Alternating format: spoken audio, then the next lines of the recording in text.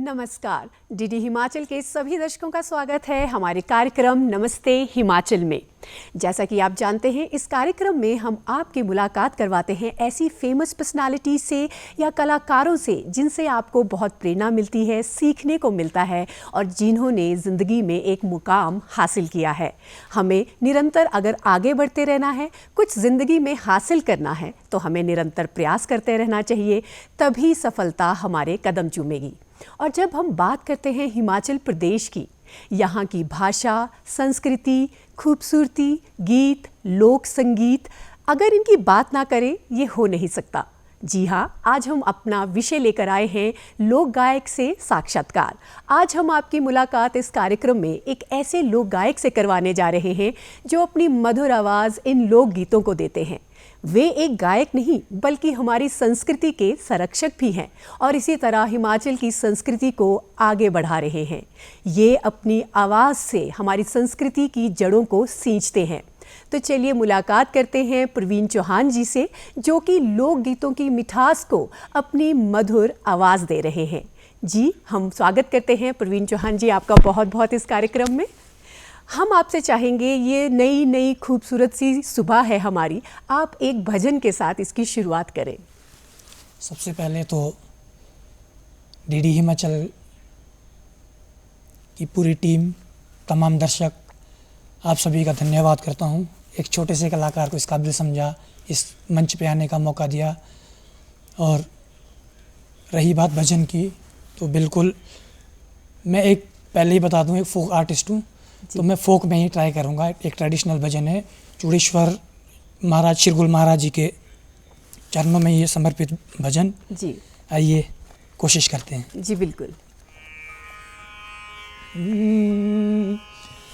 ओ तेरी बेअमान चूड़ देवा शिरगुला रे, तेरी बेअमान चूड़ देवा शिरगुला रे, बोला तेरी आऊ देवा चूड़ के करे तू मनरे पूरी देवा शिरगुला रे, मेरे करे मनरे न पूरी देवा शिरगुला रे। बहुत खूबसूरत, आपकी बहुत ही खूबसूरत आवाज़ है और जिस तरह से आपने हमारी सुबह की शुरुआत की है, इसके लिए हम आपको बहुत दाद देना चाहेंगे। प्रवीण जी, मैं आपसे जानना चाहूँगी, आपका जन्म कहाँ हुआ, आपके परिवार में कौन कौन सदस्य हैं? मैम, मैं तहसील ठियोग में परगना बलसन पड़ता है, वहाँ एक छोटा सा गांव है काशना, जो एक काशना मेरे गांव का नाम है। मेरे परिवार में दो मेरे बड़े भाई, भाभियाँ, उनकी फैमिली, मेरे मम्मी, मेरे पापा, यही मेरा परिवार है। जी, और आपकी प्रारंभिक शिक्षा की अगर हम बात करें तो वो आपने कहाँ से प्राप्त की है? संगीत का सफ़र मेरा शुरू हुआ है मेरे घर से ही। बेसिकली मेरे पिताजी all India radio approved, I think 71 या 73 में अप्रूव हुए थे। तो वो कंपोज भी करते हैं, गाने लिखते भी है, AIR से बहुत सारे गाने गाए भी है। तो जब कंपोज करते थे, म्यूजिशियंस आते थे घर पे, वहाँ से मुझे एक शौक़ चढ़ा इस चीज़ का। फिर एक जिज्ञासा थी कि संस्कृति क्या है, क्या संगीत है। तो मेरी प्राथमिक शिक्षा तो वहीं से हुई। बात करें एकेडमिकली, तो स्कूल से मेरी शिक्षा का सफ़र शुरू हुआ है, जो एक प्रोफेशनल जो लाइन रहती है। 11 से मैंने संगीत पढ़ना शुरू किया। मेरी प्रारंभिक शिक्षा के जो गुरु रहे आदरणीय डॉक्टर विजेश पांडे जी, उसके बाद आदरणीय शांडिल गुरु जी, मृत्युंजय सर और बंसल सर, इन सभी गुरुजनों का सानिध्य मिला। जो कुछ सीखा इनके चरणों से ही सब कुछ प्राप्त हुआ है। मेरी संगीत के गुरु, एक संगीत गुरु शिष्य परंपरा से होता है, वो मेरी शिक्षा नहीं हुई। मेरी हुई है एकेडमिकली, जो म्यूज़िक का जो भी मैंने सीखा है।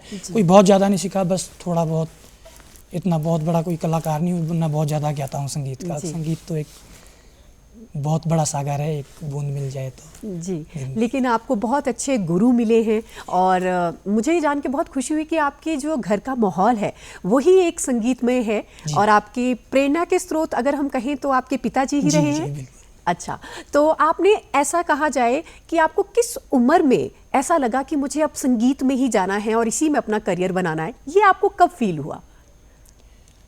जब मुझे खुद ही समझ नहीं थी। जी। अभी शायद अब ये ना कहे जनता की कुछ ज़्यादा बोल रहा है। जी। 6 या 7 साल की उम्र थी, घर में हारमोनियम पढ़ाता था। 6-7 साल की उम्र से मैंने ट्राई करना शुरू कर दिया कि ये क्या है, क्या नॉलेज कोई नहीं थी, पर एक कोशिश शुरू मेरी 6 या 7 साल की उम्र से हो गई। तो कहते हैं ना, छोटे से बच्चे को जब घर में ऐसा संगीत में माहौल मिलता है तो वो अपने आप से ही सीखने लग जाता है। तो आपको ये प्रेरणा घर से ही मिली, इसके लिए बहुत ही हम दाद देंगे और आपके परिवार को भी इसका बहुत ज़्यादा कहेंगे कि उनकी वजह से आज आप यहाँ पहुँचे हैं। मैं आपसे जानना चाहूँगी कि आपने लोकगीत में ही अगर हम बात करें, इसकी प्रेरणा कहाँ से मिली कि मुझे लोकगीत ही गाने, क्योंकि आजकल तो लोग काफ़ी अलग अलग तरह के गाने भी गा रहे हैं, फिल्म इंडस्ट्रीज में भी जाना चाहते हैं, लेकिन आपने लोकगीत को ही क्यों चुना? अच्छी बात है, लोग फिल्म इंडस्ट्री के लिए ट्राई करें, वो भी बुरा नहीं है जी। पर मेरा मानना ये है, आप कहीं भी जाओ अपने रूट्स को मत भूलो। जी बिल्कुल। हमारी पहचान हमारी संस्कृति से है, तो अभी तक तो बहुत अच्छे हाथों में ये संरक्षित है। आगे का क्या है, ऐसा ना हो कि हमारी संस्कृति, इतना रिच कल्चर है हमारा हिमाचल का, ये कहीं खतरा दिख रहा है मुझे। तो मेरी कोशिश यही रहेगी, मैं ये नहीं बोलता कि मैं पूरा ट्रेडिशनली फोक या ट्रेडिशनल कल्चर लेके चलूँगा। अभी टेस्ट है, ज़माने के साथ अपग्रेड होना पड़ता है, ये तो ऑब्वियस सी बात है। लेकिन ये सब होने के साथ साथ अपनी जो हमारी विरासत है वो हम ना भूलें। तो मेरा पर्सनली ये मानना है कि मैं करूँगा, ज़माने के साथ भी करूँगा, लेकिन जो हमारे पारंपरिक जो हमारी संस्कृति है उसे भी संजोए रखना मेरा तो पर्सनली कर्तव्य है। जी, मुझे ये बहुत अच्छा लगा जान के कि किस तरह से आप लोकगीतों को आगे बढ़ा रहे हैं, हमारी संस्कृति से जुड़े हैं, क्योंकि आजकल कलाकार आगे बढ़ना चाहते हैं लेकिन हमारी संस्कृति को कहीं पीछे ना छोड़ दें। लेकिन जिस तरह से आप संस्कृति आगे बढ़ा रहे हैं ये बहुत खूबसूरत बात है। मैं अब आपसे एक ऐसा लोकगीत सुनना चाहूँगी जो आपके दिल के बहुत ज़्यादा करीब है, तो आप कुछ गुनगुना दें हमारे लिए। मैं मेरे पिताजी का ही लिखा हुआ, कंपोज किया हुआ वो पहला गीत है जिसने मुझे संगीत की तरफ मोड़ा। जी। तो कोशिश करता हूँ। जी। बोलो आमिया बोलू सोबिया कणिए चने मिठड़ा खाना रे, खाने जानी बोलो खाए आमिया हुंदे घूमे के जाना रे, राजुआ बोलू हेतुआ भैया हुंदे घूमे के जाना रे, खाने जानी बोलो खाए आमिया उठे घूमे के जाना रे। ये वो गीत है मैम जी। जब मैंने होश संभाला, पहली महफिल सजी थी, म्यूजिशियंस आए थे, उनके साथ बैठ के मुझे लगा कि ये संगीत भी कोई चीज़ है और मेरा दिमागी रुझान उस तरफ जाना शुरू हुआ था। आपने बहुत ही खूबसूरत लोकगीत गाया और मैं सच में कहना चाहूँगी आपकी बहुत ही बुलंद आवाज़ है, बहुत खिली आवाज़ है। आपने आज हमारी सुबह और भी खूबसूरत बना दी अपनी आवाज़ से। मैं आपसे जानना चाहूँगी, कहते हैं कि अगर लोकगीत की बात करें तो लोकगीत हमारे कल्चर, हमारी संस्कृति को कैसे आगे बढ़ाते हैं, इस पे आप कुछ हमें बताइए। लोकगीत अगर हम प्रोफेशनल वे में देखें जी। तो लोकगीत, बुरा ना लगे, क्षमा चाहूँगा पहले ही, एक कमाई का साधन बन चुका है। जी। है भी, क्योंकि एक कलाकार की भी नीड रहती है, उसकी भी फैमिली है, उसका भी, वो भी ठीक है अपनी जगह। पर जो लोकगीत है, हमारे लोकगीत में हमारी हिस्ट्री छुपी है। जी।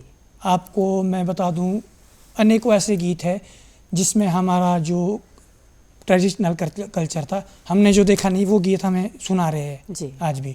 मैं बात करूं, अभी रिसेंटली मैंने एक एल्बम कोशिश करा था, राजा भर्तृहरि जी रहे, तो मुझे खुद भी नहीं मालूम वो कब थे, आज भी संजोए रखा हुआ है। ये लोकगीतों की ही देन है कि आज भी हमें मालूम है।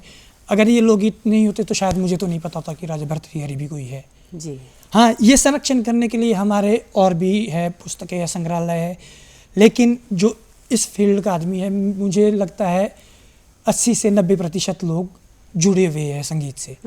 तो उनको राजा भर्तृहरि जी, मैं तो एक उदाहरण दे रहा हूँ, ऐसे अनेकों गीत है। तो हमारी पारंपरिक जो संस्कृति थी, पारंपरिक जो श्रेष्ठ लोग थे, उनसे आज भी जोड़ रखा है लोकगीतों ने, मेरा ये मानना है। जी, आपने बिल्कुल सही कहा। तो चलिए सुनते हैं आपका ही गाया हुआ एक प्यारा सा लोकगीत हमारे दर्शकों के लिए हम प्रस्तुत करने जा रहे हैं। कोशिश करूँगा।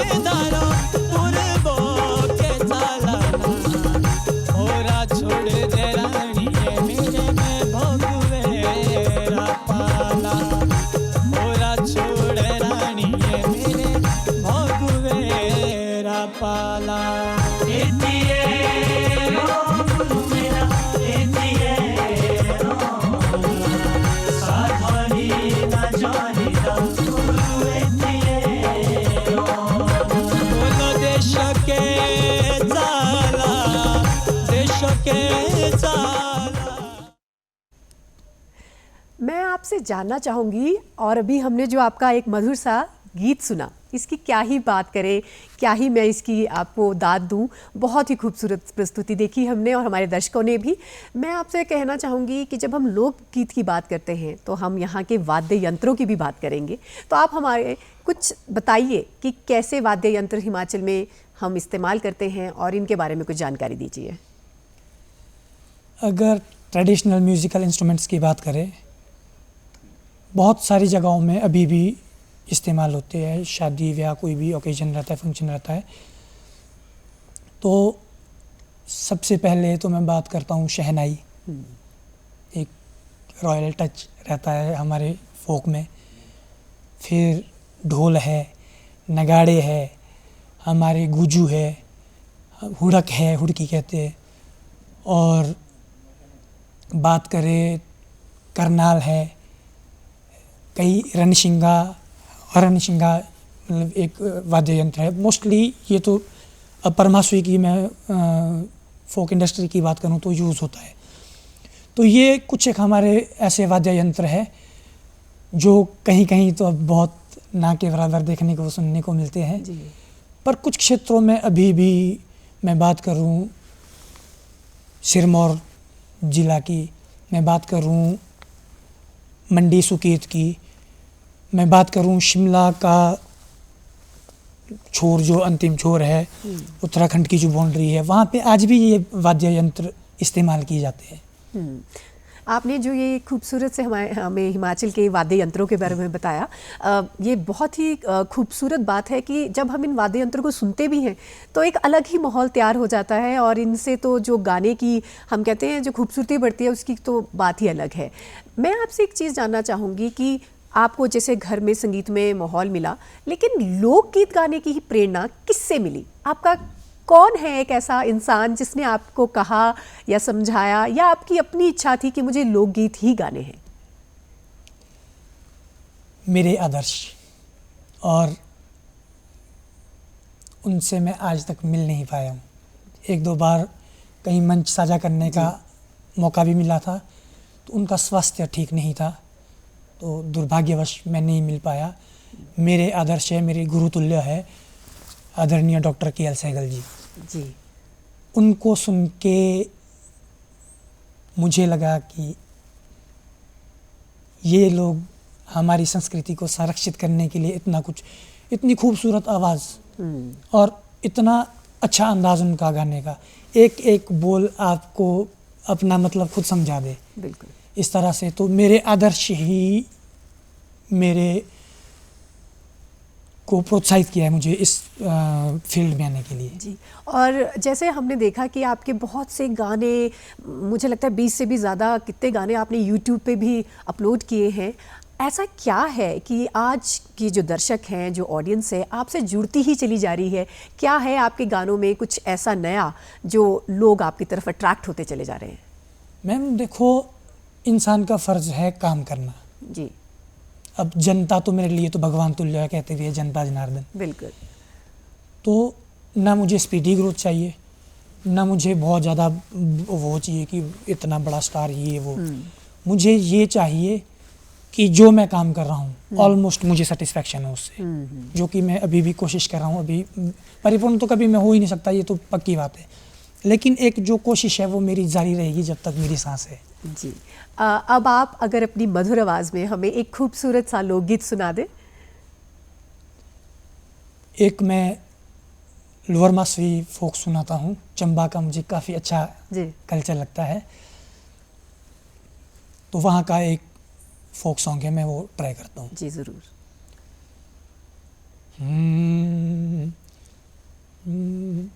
जुग जियो धारा रे हो गुजरो, देना मेरे गाड़ा जोब से खाओ हो।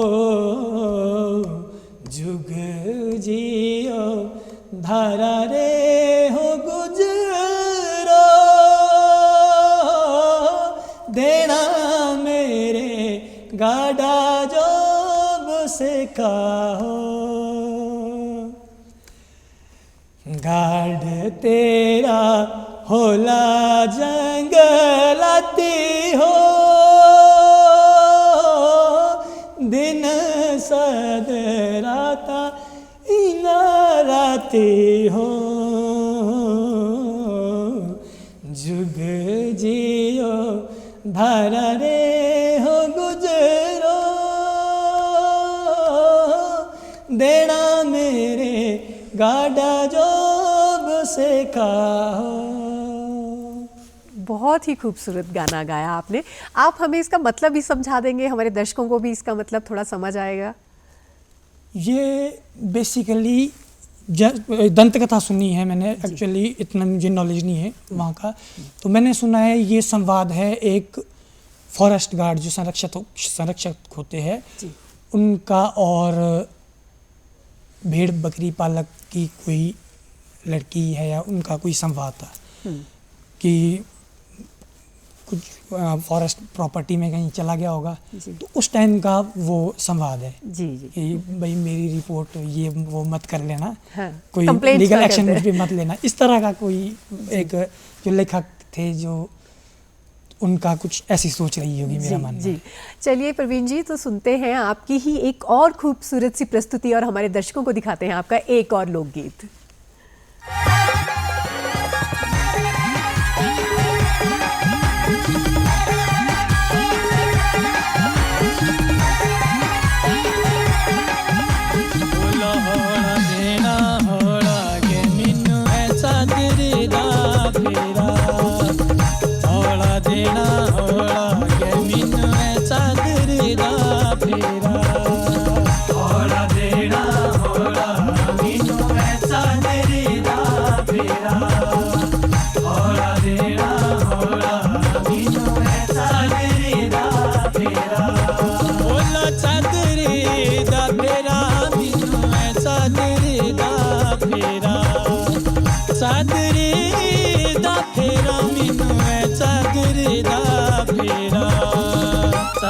तेरी देखियो जड़ला ना मेरा हो, सादरी तेरी देखियो जीवता जड़ला ना मेरा।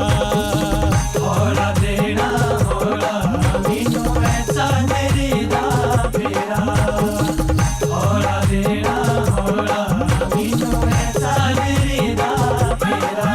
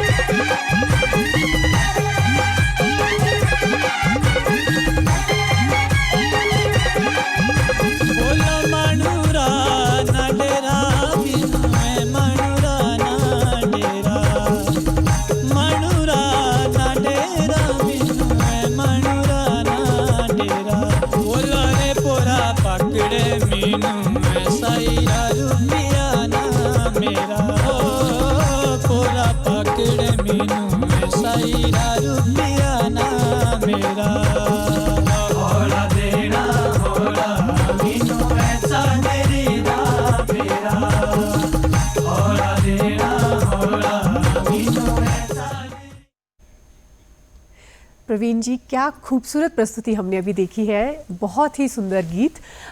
मैं आपसे जानना चाहूँगी, जब हम लोकगीतों की बात करते हैं तो यहाँ अब हमारे गांव के क्षेत्रों में छोटे छोटे बच्चे हैं, नौजवान हैं, यंगस्टर्स जिनकी बात करते हैं, तो ये लोकगीत गांव के क्षेत्र में उन्हें कैसे प्रभावित करते हैं? छोटे बच्चों की अगर बात की जाए तो लोकगीतों में जो तो हमारा ट्रेडिशनल कल्चर है जी, बहुत दुर्दशा है। मतलब टू बी वेरी क्लियर, अब ये कसूर किसका है मुझे नहीं मालूम। हमारी जो नई जनरेशन है, पॉप, हिप हॉप, इस टाइप का म्यूज़िक हैंड्स फ्री लगा के फोक की तरफ इतना है ही नहीं। अब ये कारण क्या है मुझे नहीं मालूम। हाँ, कुछ जो संगीत से जुड़े हुए छात्र हैं बहुत अच्छा काम कर रहे हैं, बहुत अच्छा। ऐसा नहीं है कि पूरे की पूरी या मैं किसी को ब्लेम कर रहा हूँ जी। जो कर रहे हैं वो बहुत अच्छा कर रहे हैं, जो नहीं कर रहे हैं वो कुछ भी नहीं कर रहे हैं। जी प्रवीण जी, आपने सही कहा कि हम देखते हैं कि यंगस्टर्स अब थोड़े ज़्यादा बढ़ चुके हैं मॉडर्नाइजेशन की तरफ, ये हिप हॉप कल्चर और ये वेस्टर्न म्यूज़िक की तरफ। लेकिन जिस तरह से संस्कृति से अगर हम जुड़े रहें, अपने हिमाचल की संस्कृति को आगे बढ़ाएं, जैसे आप लोकगीत के द्वारा बढ़ा रहे हैं, तो ये एक अपने आप में बहुत बड़ी बात है। आपसे अगर मैं जानना चाहूँ, आप कितने घंटे रियाज करते हैं? क्योंकि संगीत, गीत, कला एक ऐसा क्षेत्र है जिसमें जितना रियाज करें उतना कम। जी, तो आप कैसे अपना समय निकालते हैं और कैसे निभाते हैं इसको? रियाज तो एक मैंडेटरी चीज़ है मैम। एक ज़रूरी नहीं कि वो खाली वोकलिस्ट के लिए है। जी। आप कोई भी म्यूज़िक इंस्ट्रूमेंट प्ले करते हैं तो रियाज तो मतलब खाना बाद में, रियाज पहले है। तो आज भी मैं कोशिश करता हूँ कि अगर अधिक समय नहीं निकाल पाऊँ तो 1-1.5 घंटा रियाज तो मैं गले का रियाज करता हूँ। जी। क्योंकि बीच में रियाज मेरा छूट गया था तो 6-7 साल के लिए मेरा गला ख़राब हो गया था।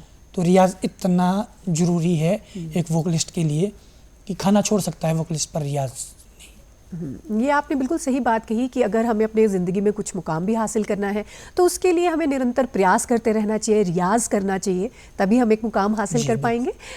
मैं आपसे जानना चाहूँगी कि आपके आने वाले प्रोजेक्ट्स क्या हैं? क्या लेकर आ रहे हैं अब आप आगे अपने दर्शकों के लिए? अभी जो रिकॉर्ड हो चुके हैं जी। उसमें 90% ट्रेडिशनल ही है। जी। ट्रेडिशनल मेरे लिए तो जो मेरे से प्रीवियस जनरेशन ने गाया है वो भी ट्रेडिशनल है। हमारी औकात नहीं है उनके पैर तक पहुंचने की भी, पर कोशिश करेंगे जो उनकी मेहनत थी वो मरे ना। जी। मैं सिर्फ नाम फेम इसके लिए नहीं कर रहा हूँ काम। मैं आज पता चल रहा है मेहनत कितनी करनी होती है इस फील्ड में। जी। तो उनकी मेहनत को ज़िंदा रखने की एक कोशिश कर रहा हूँ। नया भी काम कर रहा हूँ, मैं खुद लिखता भी हूँ, कंपोज भी करता हूँ, म्यूज़िक प्रोड्यूसर भी कोशिश करता हूँ नहीं कोशिश कर रहा हूँ तो मैं शून्य। तो अभी जितने मेरे जो रिकॉर्ड हो चुके हैं प्रोजेक्ट्स, अप्रॉक्सीमेटली 20 से 25 गाना रिकॉर्ड हो चुका है। तो उसमें 90% ट्रेडिशनल फोक ही है। अरे ये तो बहुत खूबसूरत बात कही आपने। प्रवीण जी, जैसे आपने कहा आप अपने गाने खुद लिखते भी हैं, कंपोज कर रहे हैं, प्रोड्यूस भी कर रहे हैं, तो आप तो एक मल्टी टैलेंटेड पर्सनालिटी हैं आज हमारे साथ जुड़े हुए। तो ये लिखने की प्रेरणा कहाँ से मिली आपको? ये एक प्यार है, संगीत के लिए समर्पण है। मेरी इंटेंशन म्यूज़िक प्रोड्यूसर की तो बिल्कुल भी नहीं थी। 2017 में मेरे साथ बहुत बड़ी घटना हुई जी। जो मेरा प्यार था वो मुझसे छिन गया, मेरा गला। 2017 से 2023 तक मैं बिल्कुल भी नहीं गा पाया। तो इन बिटवीन मुझे लगा कि मैं संगीत से कहीं दूर जा रहा हूँ, क्योंकि जो मेरा बेसिक चीज़ थी वो मेरे से अलग हो गई थी। तो म्यूज़िक प्रोडक्शन का तो रीज़न ये रहा। लिखने की बात करें तो लिखने के लिए भी कहीं ना कहीं प्रोत्साहित मेरे पिताजी ने किया कि मेरे पापा अगर कर सकते तो मैं क्यों नहीं कर सकता। ट्राई तो कर ही सकता हूँ, ऑलमोस्ट हो ना हो वो तो जनता डिसाइड करेगी। जी जी बिल्कुल। तो ये जेनेटिक भी है, मेहनत भी है और एक प्रेम भी है संगीत। जब हम संगीत और इस इंडस्ट्री की बात करते हैं, यहाँ पे बहुत सी मुश्किलों का भी सामना करना पड़ता है, बहुत सारे चैलेंजेस भी हैं, तो आप उनको कैसे ओवरकम करते हैं, कैसे इनके साथ डील करते हैं?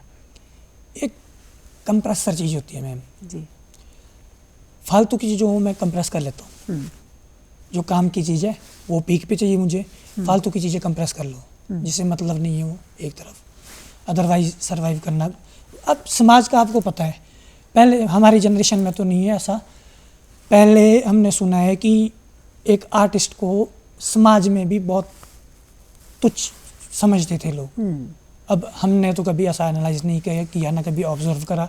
हमें तो परमात्मा की कृपा से बहुत प्यार मिलता है जनता का, पर हमने सुना है ये तो गाने बजाने वाले हैं, ये तो उन लोगों ने सर्वाइव किया। हमारे लिए तो प्लेटफॉर्म इतना अच्छा बनाया हुआ है हमारे पूर्वजों ने, उसके लिए मैं आभार करता हूँ उन सभी कलाकारों का जिन्होंने समर्पण करके इतना अपनी मेहनत करके हमारे लिए ये प्लेटफॉर्म क्रिएट करा है। नहीं, आपने एक बात बिल्कुल सही कही प्रवीण जी कि एक वक्त था जब कला को, संगीत को उतना दर्जा नहीं दिया गया था, लेकिन आज का दौर कुछ और है, वक्त के साथ चीज़ें बदलती हैं और जो आज रिस्पेक्ट हमारे संगीत को, हमारी हिमाचल की संस्कृति के जुड़े लोकगीत को मिलती है उसकी बात अलग है। वक्त बदल चुका है। तो आपने सही कहा कि पहले बहुत चैलेंजेस थे लेकिन अब चीज़ें बेहतर होती जा रही हैं कलाकारों के लिए भी। मैं आपसे जानना चाहूँगी कि अगर आपके कोई फेवरेट कहते हैं ना एक गाना होता है, एक लोकगीत होता है, तो वो कौन सा है और क्यों है? अगर लोकगीतों की बात करें तो जितने भी ट्रेडिशनल गाने हैं सारे हार्ट टचिंग है, जी। सारे मुझे बहुत पसंद है। पर यही भरथरी एक लगभग 2011 या 12 में रिकॉर्ड करी थी मैंने SD प्रोडक्शन के जी। बैनर तले। आदरणीय सुरेंद्र नेगी जी ने म्यूजिक करा था उस टाइम। भरथरी ही है पर वो है दीपचंदी ताल में, जी। और वो मैंने चोरी करी थी मेरे पापा की डायरी से तो वो मेरे दिल के काफ़ी करीब है, अच्छा। क्योंकि भरथरी हमने सुना है कि 2-2 दिन 2-2 रातें भी कम पड़ती थी जब गाते थे बुजुर्ग लोग। तो 12-13 मिनट की तो बिल्कुल शॉर्ट करके करी हुई थी, क्योंकि आज की ऑडियंस है स्किप करती है। तो वो जो कंपोजिशन थी वो कहीं ना कहीं मेरे दिल के बहुत करीब है। जी, तो आप कुछ सुना सकते हैं वो फेवरेट आपका लोकगीत? जी, ज़रूर। जी, ज़रूर। हो एकी बोल धार दे काले होले बादले, दूजी बोल धार दे धुएं हो राजेया, दूजी बोल धार दे धुएं।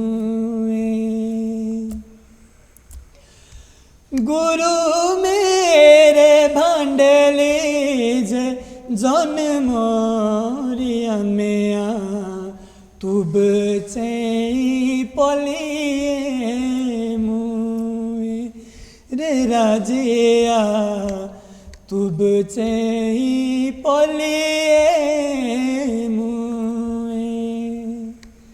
तो ये कंपोजिशन इतनी प्यारी है। इसमें भी राजा भरथरी जी जब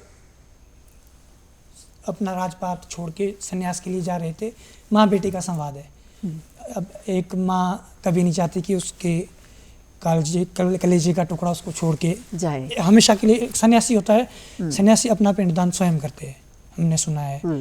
तो घर बार सब कुछ छोड़ छाड़ के चले जाते हैं। तो जब वो घर छोड़ के अपना राजपाट छोड़ के संन्यास के लिए जा रहे थे, गुरु गोरखनाथ जी के सानिध्य को लेने जा रहे थे, उस समय की ये संवाद था। तो इसमें कुछ इमोशंस भी है, कंपोजिशन भी इतनी प्यारी है कि घर कर गई, पर्सनली मेरे तो दिल में घर कर गई। जी, और आपकी सुरीली आवाज़ से हमारी जो सुबह है और भी ज़्यादा खूबसूरत हो रही है। तो चलिए देखते हैं आपका एक और प्यारा सा एक लोकगीत और इसकी प्रस्तुति।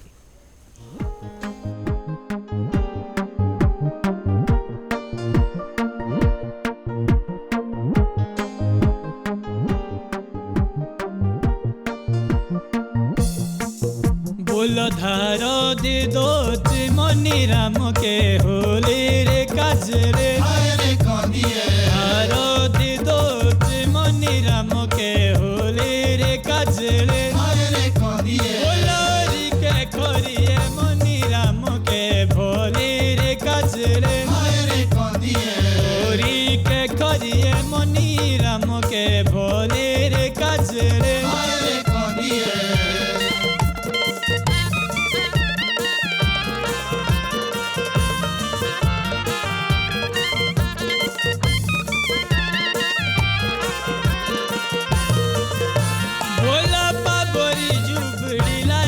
छेड़ुए पिंगोरे काजरे, बाबरी जुबड़ी लाए छेड़ुए पिंगोरे काजरे, बोला हरिया दिलिया तोई मदन सिंगोरे काजरे, हरिया दिलिया तोई मदन सिंगोरे काजरे।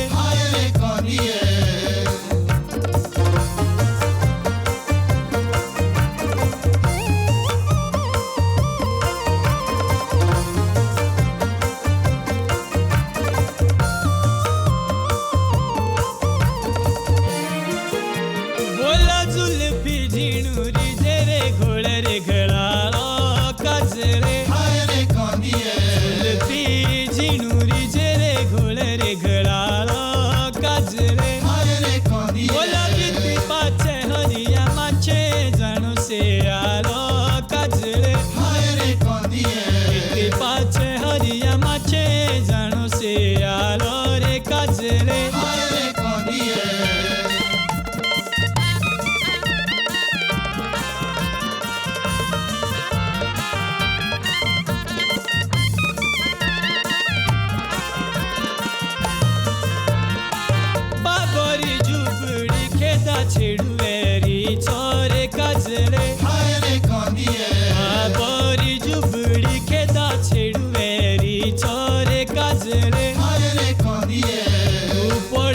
পিছে দে দুনে বাড়ি রে নিচরে কাজলে বলা দু পড়ে পিছে দে দুনে বাড়ি রে নিচরে কাজলে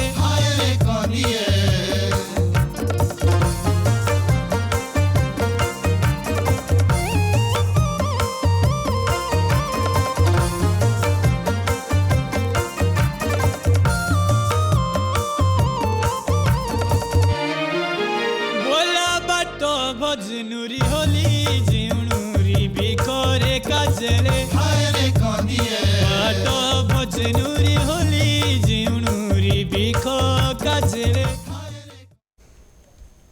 ये अपने आप के एक और लोकगीत की बेहद खूबसूरत प्रस्तुति देखी।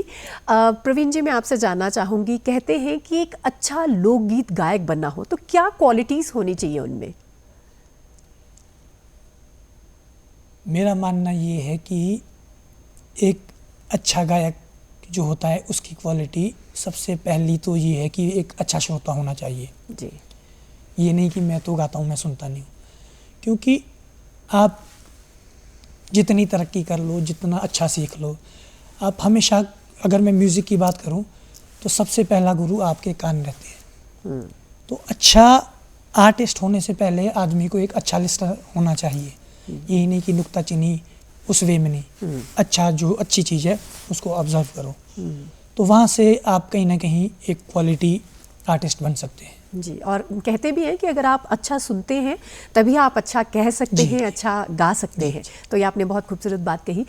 मैं आपसे जानना चाहूँगी, क्या आपको कोई ऐसी एडवाइस मिली जो आप कहेंगे कि आज तक आप अपने जीवन में फॉलो कर रहे हैं, और किसने दिए वो आपको एडवाइस? मेरे दोस्त जी, बहुत सपोर्टिव है मेरे दोस्त। इंडस्ट्री में जब मैं नया नया आया था, जब मैंने प्रोफेशनली ये काम करना शुरू करा था, तो इतना मॉरल सपोर्ट रहा मेरे दोस्तों का शूट पे, साथ में चल भाई हम तेरे साथ है, कर कोई बात नहीं। इनफैक्ट यहाँ तक कहते थे अगर फाइनेंशियली तेरे को दिक्कत है हम खड़े हैं तेरे साथ। तो फाइनेंशियल सपोर्ट अलग चीज़ है, पर एक जो मॉरल सपोर्ट रहता है ना, वो आदमी को एक लेवल ऊपर लेके जाता है। ये आपने बिल्कुल सही कहा, क्योंकि अगर हमें अपनों का साथ मिले, और खासकर दोस्त होते ही ऐसे हैं जी। जो आपको हर क्षण में, आपके हर पल में आपके साथ खड़े रहते हैं और आपको सपोर्ट करते हैं, तो आप बहुत लकी हैं कि आपको इस तरह के दोस्त मिले हैं। अगर आप एक लोक गायक ना होते तो क्या होते? इसके अलावा आप क्या करना चाहते ज़िंदगी में? फार्मिंग। और वो क्यों?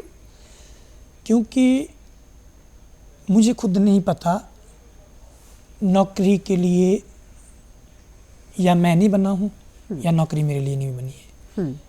नौकरी करना इनफैक्ट घर वालों का भी था कि कुछ अच्छा कर ले। मैं आपको बता दूँ, मैं एमए ड्रॉप आउट हूँ। ओह, लास्ट सेमेस्टर के एग्ज़ाम मैंने नहीं दिए। उसका रीज़न भी ये है कि लिमिटेड सीट्स रहती है यूनिवर्सिटी में, मुझसे बेहतर थे उनको वो मिल गई। इतनी समय नहीं थी कि बाहर जाके कहीं किसी और यूनिवर्सिटी से कर सकते थे, कर ले, या किसी ने गाइड भी नहीं करा। दूसरी बात ये कि घर वाले दूर नहीं भेजना चाहते थे, चल यहाँ शिमला में जो तेरे को करना है कर ले, यहाँ से बाहर नहीं। तो अगर संगीत मैं नहीं करता तो मैं फार्मिंग ही करता, क्योंकि ये हमारा ट्रेडिशनल वो है, हमारे बाप दादा परदादा से लेके यहीं से हमारी रोजी रोटी चली है। मिट्टी से जुड़ा रहने का भी एक अवसर रहता है, क्योंकि आप कहीं दूर जाओ बहुत डिफ़िकल्ट रहता है सर्वाइव करने को। घर से दूर जाओ तो नहीं, बहुत करना तो पड़ता है, मजबूरी करा देती है जी। तो उस वे में मैं बिल्कुल भी, अगर मैं संगीत के क्षेत्र में नहीं होता तो मैं जमींदारा कर रहा होता घर में। प्रवीण जी, आज आप हमारे साथ जुड़े इस कार्यक्रम में और आपने इतने प्यारे प्यारे गीत हमें सुनाए। हमारे दर्शक भी आज बहुत ज़्यादा खुश हुए आपके इन गीतों से। इसके लिए हम आपका बहुत बहुत धन्यवाद करना चाहेंगे। तो दर्शकों, आपने देखा किस तरह से प्रवीण चौहान जी हमारी संस्कृति को आगे बढ़ा रहे हैं। वो सिर्फ अपनी कला का प्रदर्शन नहीं कर रहे, बल्कि इन लोकगीतों से हमारी जड़ें भी बहुत ज़्यादा सींच रहे हैं, एक पीढ़ी से दूसरी पीढ़ी तक इन्हें पहुंचा रहे हैं। और लोकगीत हमें अपनी संस्कृति के करीब लाते हैं और ये लोकगीत ही हमारी संस्कृति को एक नई पहचान देते हैं। हमें उम्मीद है कि आपको ये कार्यक्रम बहुत पसंद आया होगा। आपसे फिर मुलाकात होगी, तब तक के लिए धन्यवाद।